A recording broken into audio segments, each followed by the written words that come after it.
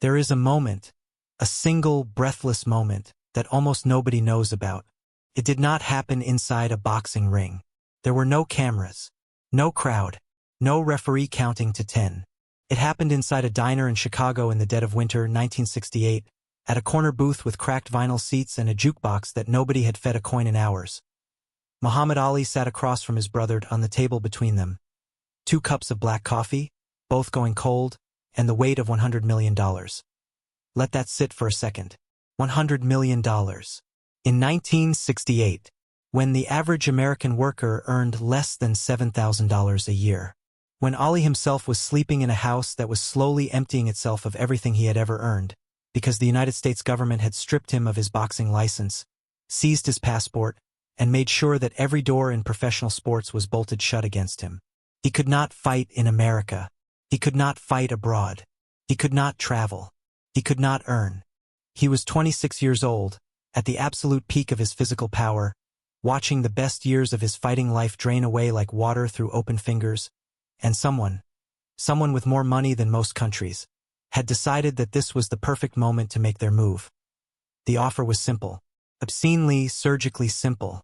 A foreign government, through its king, wanted Ali to appear publicly, to stand in front of cameras and say that America's war in Vietnam was just, to put his name, the most famous name on the planet, behind a cause he had already sacrificed everything to oppose. They were not asking for much, they said.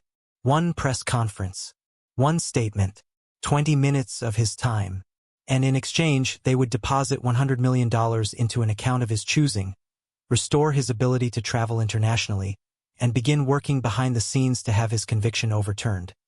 They had done the math on Muhammad Ali.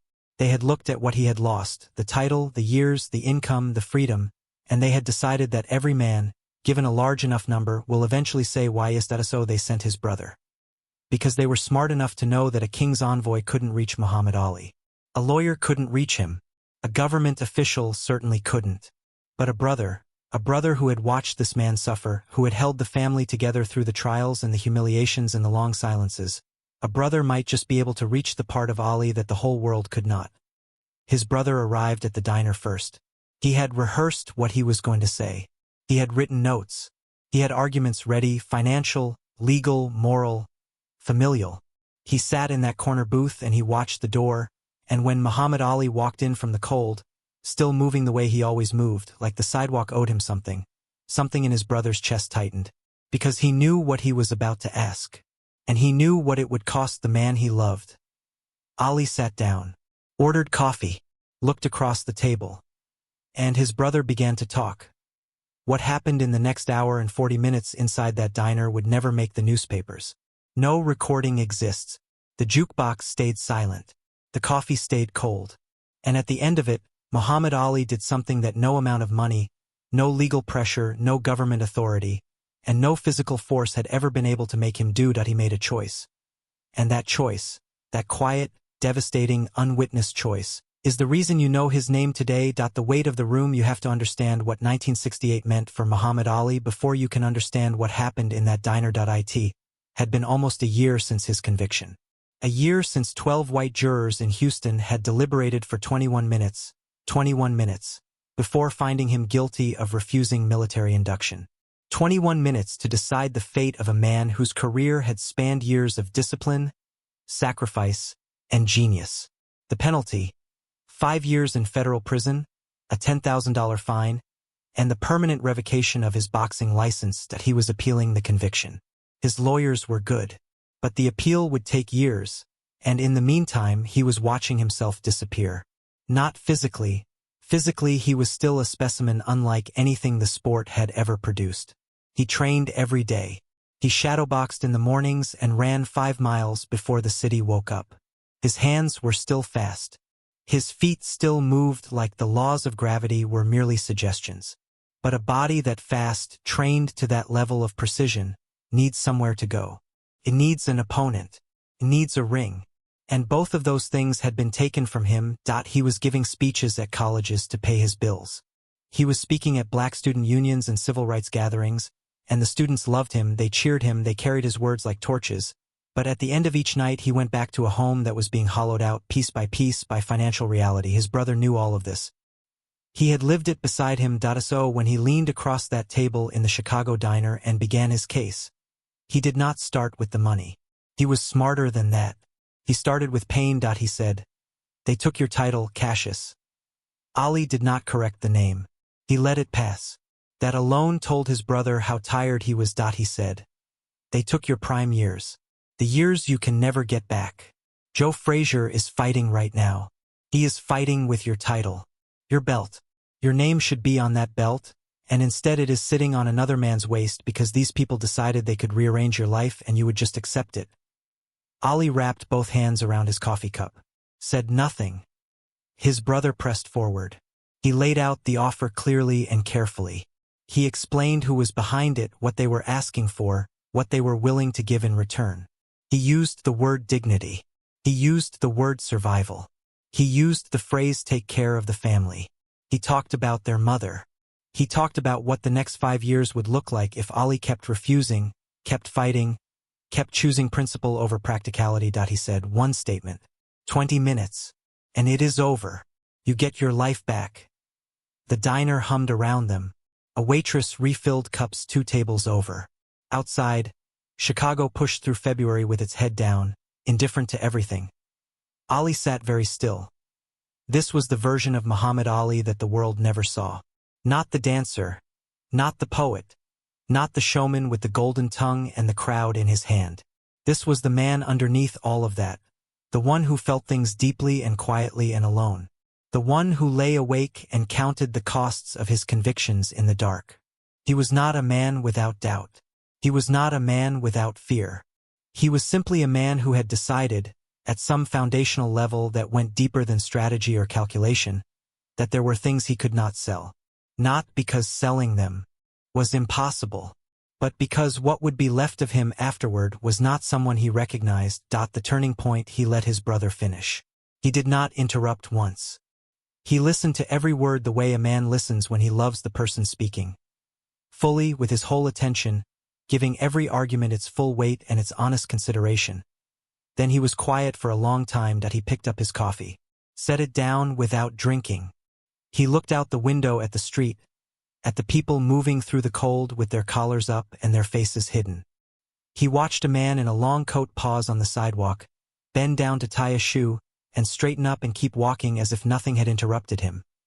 Then Ali looked back at his brother. He said, "I know you love me." His brother said, "I do. That is why I am here." Ali nodded. He said, "I know.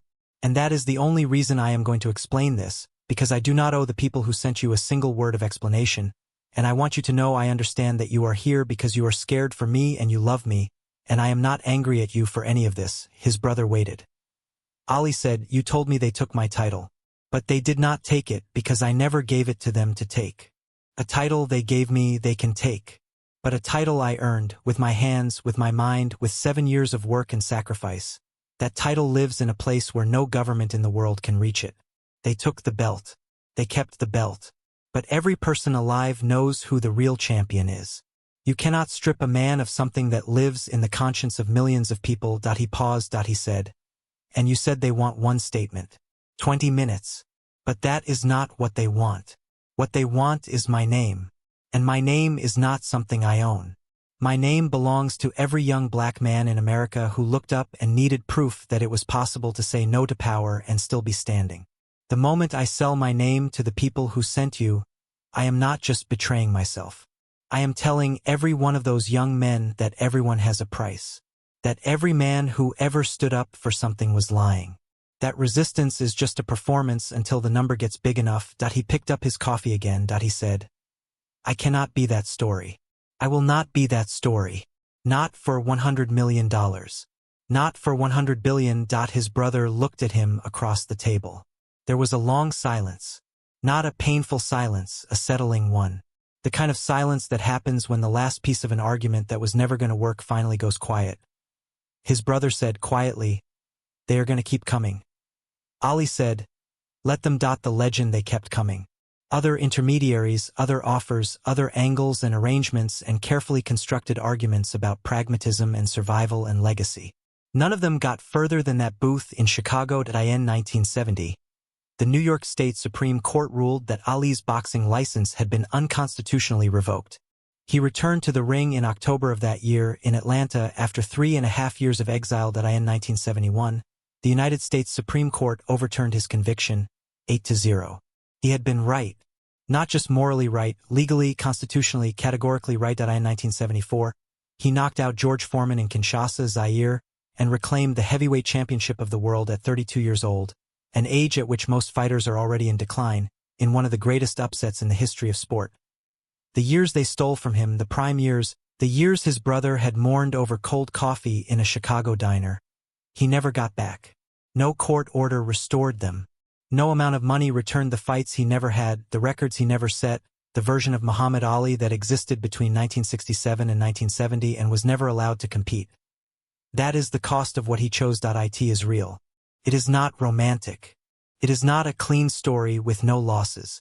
He paid for his convictions with the irreplaceable currency of time, and no victory afterward could fully balance that account. But here is what $100 million could never have purchased. When Ali walked into a room, anywhere on earth, for the rest of his life, the room changed. Not because of his titles or his record or his money, because of what people knew about him. They knew that this man had been tested in a way most human beings are never tested. They knew that the entire weight of the United States government, the economic pressure of total financial ruin, the grief of watching his own best years disappear, and the love of his own brother had all been placed on one side of a scale, and that Ali had placed himself on the other side, alone, and the scale had not moved. There is a kind of power that cannot be trained into a person. It cannot be purchased or negotiated or borrowed. It can only be grown, slowly, through the accumulation of choices made in private, in cold diners, without witnesses, at tremendous personal cost. Muhammad Ali had that power in a quantity that the world has rarely seen.